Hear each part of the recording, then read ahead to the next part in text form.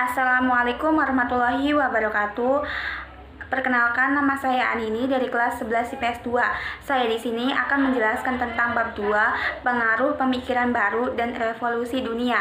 Pengaruh pemikiran baru dan revolusi dunia ada dua. Yang pertama, peristiwa besar di dunia dan pengaruhnya bagi bangsa lain. Yang kedua, revolusi-revolusi besar dunia. Peristiwa-peristiwa besar di dunia meliputi Renaissance, Protestantisme, Reformasi Gereja, Aufklärung, Revolusi Industri. Yang pertama, Renaissance terjadi di abad ke-14 sampai dengan abad ke-17 Masehi. Gerakan Renaissance persatu lahir di Italia pada abad ke-14. Yang kedua, merkantilisme dapat diartikan sebagai suatu kebijaksanaan politik ekonomi dari negara-negara imperialis yang bertujuan untuk mengumpulkan sebanyak-banyaknya kekayaan berupa logam mulia. Yang ketiga, reformasi gereja adalah suatu gerakan untuk mengadakan pembaruan dalam kekristenan barat yang dimulai sejak abad ke-14 hingga abad ke-17. Yang keempat, Aufklärung merupakan buah pahit dari empirisme dan rasionalisme yang muncul beberapa saat sebelumnya. Gerakan Aufklärung ini muncul melanda hampir semua negara Eropa, terutama di Inggris, Prancis, dan Jerman.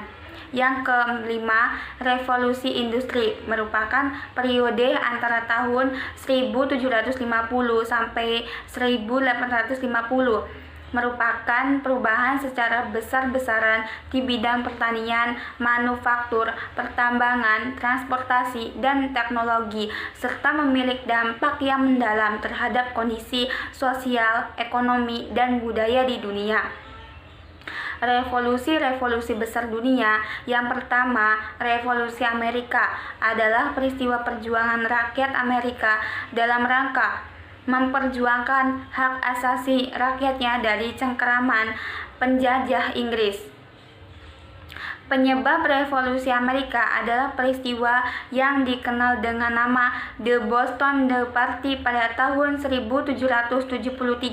Yang kedua, Revolusi Prancis adalah proses perubahan yang terjadi di bidang pemerintahan atau ketatanegaraan dan kemasyarakatan yang terjadi di Prancis. Yang ketiga, Revolusi Cina terjadi pada tahun 1911 menggantikan sistem kekaisaran yang telah berlangsung selama ribuan tahun dengan sistem pemerintahan republik. Yang keempat, Revolusi Rusia terjadi pada tahun 1917 dan terbagi menjadi dua tahap, yakni Revolusi Februari 1917 dan Revolusi Oktober 1917. Yang kelima, Revolusi Indonesia, dengan terjadi berbagai konflik bersenjata yang terjadi pertentangan antara pihak Republik Indonesia dan pihak penjajah Belanda yang dibantu oleh sekutu-kutunya. Selanjutnya saya akan menjelaskan bab 3, perkembangan paham-paham besar di dunia. Kebangkitan nasionalisme di Asia Afrika. Yang pertama, kebangkitan bangsa Jepang. Pertentangan antara Tenno dan Shogun makin meningkat dan menjurus pada perang saudara. Untuk menghindari perang di antara orang Jepang sendiri, akhirnya pemerintahan Shogun Yoshinobu menyerahkan kekuasaannya pada abad 19 November 1867. Yang kedua, kebangkitan bangsa Cina. Pemberontakan dan perlawanan terhadap dinasti Manchu ada juga yang dilakukan dengan gerakan non-fisik, antara lain dilakukan oleh Sun Yat-sen dengan mendirikan partai politik Kuomintang, Partai Nasionalis Cina. Yang ketiga, kebangkitan masyarakat India dan Pakistan. Tokoh dari India yang mengembangkan nasionalisme di India adalah Mahatma Gandhi, beberapa dengan Brahma Samad, Rammohan Roy, dan Rabindranath Tagore yang lebih mengarahkan pada budaya dan agama.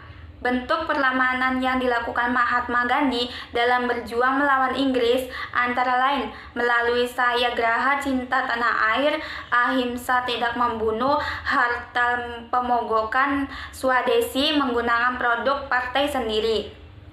Yang keempat, kebangkitan bangsa Turki.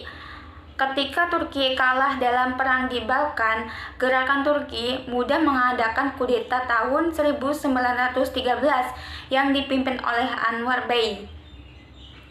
Pemerintahan dipegang oleh Anwar Bey, sedangkan Sultan sebagai lambang yang hanya mengurus keagamaan.